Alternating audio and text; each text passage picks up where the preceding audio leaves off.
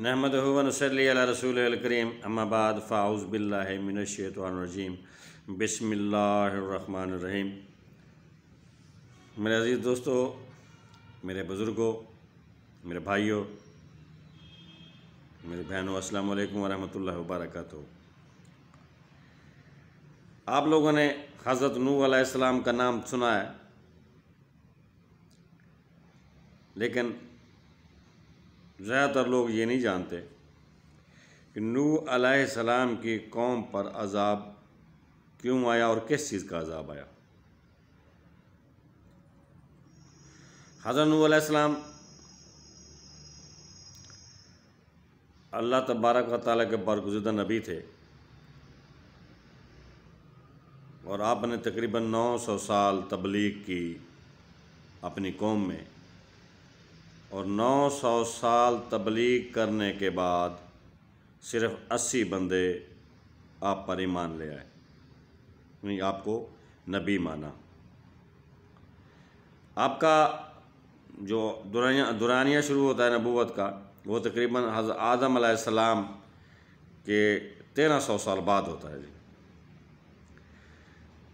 जनाब नूह अलैहिस्सलाम, आपने अपनी कौम को तौहीद का दर्स दिया, अपने दीन की तरफ बुलाया, लेकिन वो लोग बजाय इसके कि आप पर ईमान लाते, उन्होंने आपका मजाक उड़ाया। नूह अलैहिस्सलाम के बारे में ये भी है कि उनका असल नाम अब्दुल शकूर या अब्दुल गफ़ार है। नूह का मतलब होता है गिरफ्तारी करना, फरियाद करना, पुकारना, यानी कि अल्लाह को बहुत याद करते थे, इसलिए उनका नाम नूह पड़ गया। तो नूह अलैहिस्सलाम ने बहुत समझाया अपनी कौम को कि अल्लाह एक है, अल्लाह की इबादत करें, अल्लाह ने मुझे आपकी तरफ रसूल बनाकर भेजा है। तो वो लोग जब ये बातें सुनते थे, कहते थे कि हम आप पर ईमान क्यों लाएं, आप नबी कैसे हुए, आप तो हमारी तरह एक इंसान है, गोश्त के बने हुए इंसान है। अल्लाह ने अगर कोई नबी भेजना है तो अल्लाह तबारक व तआला किसी फरिश्ते को भेजता।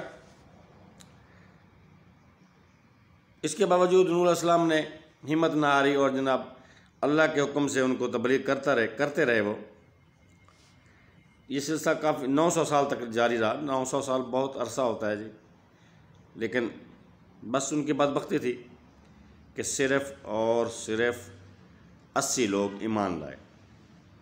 नूह अलैहिस्सलाम ने जब ये हालात देखे और वो लोग आपको तंग करना शुरू उन्होंने कर दिया, तो आपने जब ये हालात देखे तो नूह अलैहिस्सलाम ने अल्लाह तबारक व तआला से अपनी कौम के लिए जो उन पे ईमान नहीं लाई थी, उनके लिए अज़ाब की दुआ की, या अल्लाह कि ये मेरी बात नहीं मान रहे, मैंने इतने 100 साल तबलीग की है, तो इनके ऊपर अज़ाब नाज़िल कर। अल्लाह ताला ने आपकी दुआ कबूल की और आपको हुक्म दिया, ऐ मेरे नबी, आप एक कश्ती तैयार करें। नूह अलैहिस्सलाम ने कश्ती बनाना शुरू कर दी। तो वो जब आप कश्ती बना रहे थे, साथ साथ वो लोगों को तबलीग भी करते थे कि या देखो अल्लाह का अज़ाब आ जाएगा, अगर आप लोगों मेरी बात ना मानी, अल्लाह का हुक्म ना माना, अल्लाह को एक ना माना, तो ईद पे ईमान ना लाए, तो आपके लोगों पर अल्लाह का अज़ाब आ जाएगा। तो वो आपका मजाक उड़ाते थे। आप कश्ती भी बनाते रहे, उनको समझाते भी रहे, यहाँ तक कि कश्ती तैयार हो गई। अल्लाह तबारक व तआला ने कहा कि ऐ मूसा, जो लोग तेरे पैरोकार हैं इनको अपने पास इकट्ठा कर ले, और एक एक जानवर या जानवर का आप जोड़ा वो भी कश्ती में रख ले। जब आपने यानी कि एक तरफ औरतें बैठ गई कश्ती में, एक तरफ मर्द बैठ गए, और नूह अलैहिस्सलाम भी उसमें सवार हो गए, जानवरों का एक एक जोड़ा वो भी सवार कर लिया।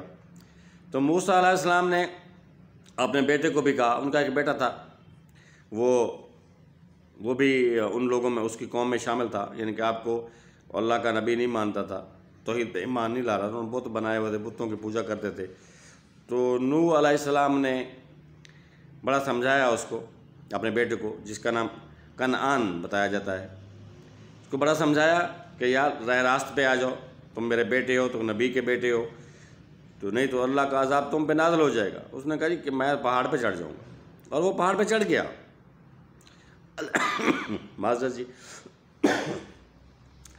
عذاب کیسے آیا، پانی کیسے؟ اللہ نے زمین سے پانی نکالا اور بارش کی، نیچے سے زمین کا پانی، اوپر سے بارش کا پانی، تو وہ پہاڑ پہ چڑھ گیا حضرت نوح علیہ السلام کا بیٹا۔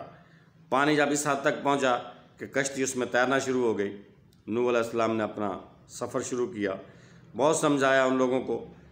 آخر میں جس پہاڑ پہ ان کا بیٹا بیٹھا تھا وہ پہاڑ ٹوٹ گیا اور ان کا بیٹا جو تھا وہ ادھر غرق ہو گیا۔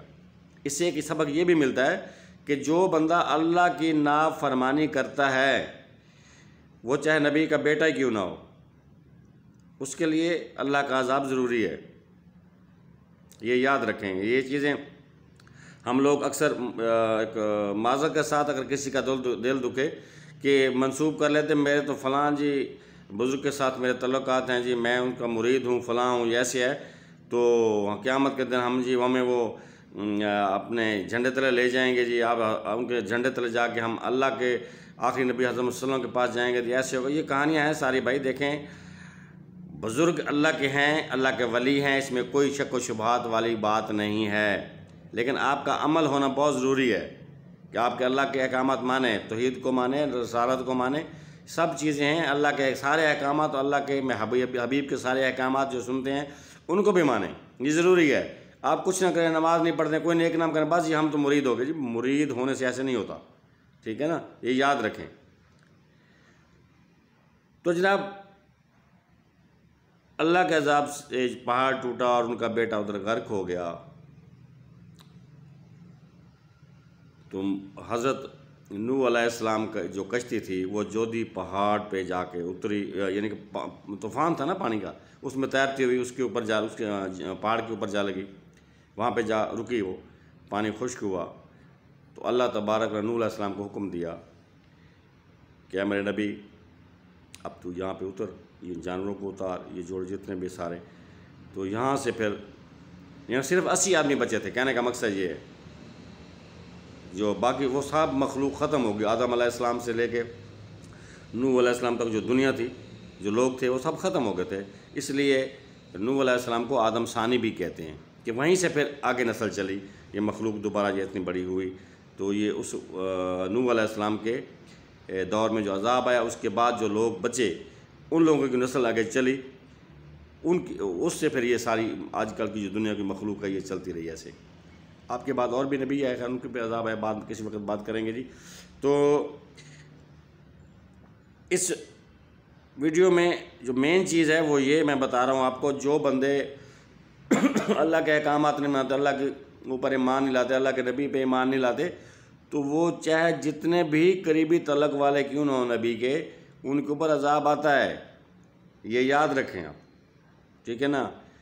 تو انبیاء کرام کا تو مقام پتہ ہے آپ لوگوں کو، ہم تھوڑا سا بھی کچھ تعلق بنا لیں ہمارا بن جائے، الحمدللہ ہے، ہمارا بھی ہے، کوئی شک نہیں، اللہ کے نیک لوگوں سے ہے، اللہ تعالیٰ ان کا درجات بلند کرے، اللہ ان کا اس دنیا میں مرتبہ بلند کرے، ماشاءاللہ حیات ہیں جی، اللہ تعالیٰ ان کو عزت و آبرو دے۔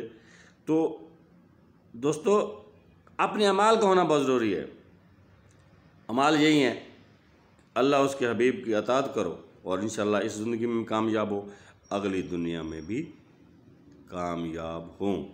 تو آخر میں آپ سب لوگوں سے جو میری ویڈیو دیکھ رہے ہیں گزارش کروں گا کہ میرے چینل کو سبسکرائب کریں، لائک کریں، کمنٹس بھی لکھیں، اور جناب ویڈیو میری پوری دیکھا کریں، ٹھیک ہے جی۔